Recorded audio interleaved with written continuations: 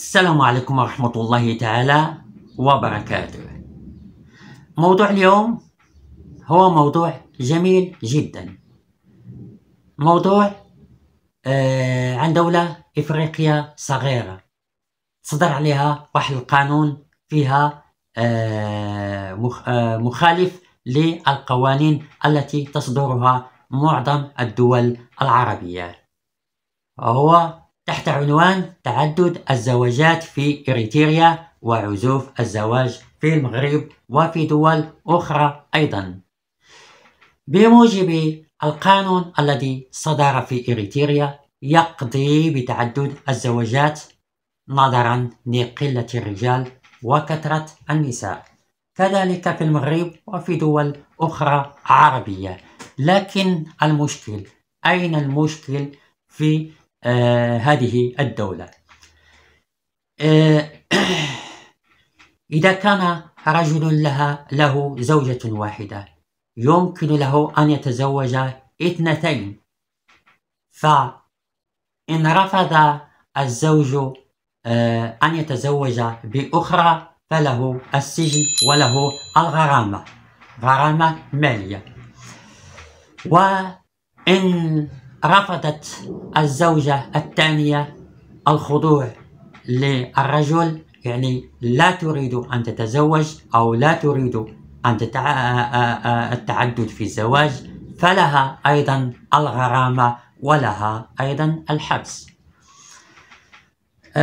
من هذا المنطلق أين نحن في المغرب كمثال من هذا القانون في إريتريا؟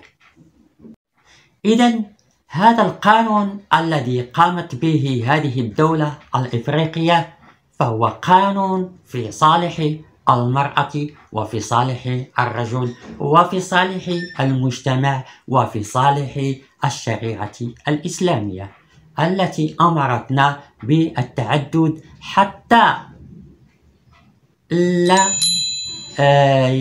لا يفسد أو حتى يكون المجتمع نقيا من الفساد. فكثر الفساد في الأرض فلننتظر الساعة. إذن هذا القانون فهو رحمة بالعباد، يعني تعدد الزواجات فهو رحمة من الله سبحانه وتعالى وإسوة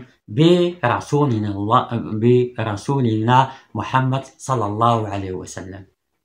ولكن الطامة الكبرى نجد عزوف عن الزواج ولو بامرأة واحدة، وما بالنا ب2 أو 3 أو 4 كما أمرتنا الشريعة الإسلامية، لأنهن يرفضن الزواج نظرا لكثرة أسئلتهن الصعبة.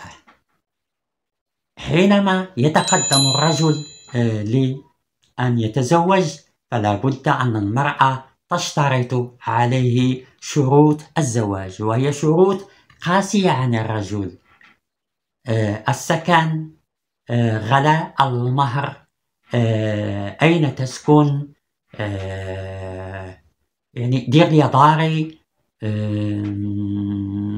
أين تعمل، كم لديك في رصيدك، يعني كم سنك، يعني أسئلة تجعل الرجل يهرب ويتهرب من الزواج حتى يصبح مسكين غير متزوج، يعني عازف عن الزواج. وهناك مسائل أخرى أنتم تعرفونها، ولهذا نقول لكم السلام عليكم ورحمة الله تعالى في موضوع جديد إن شاء الله.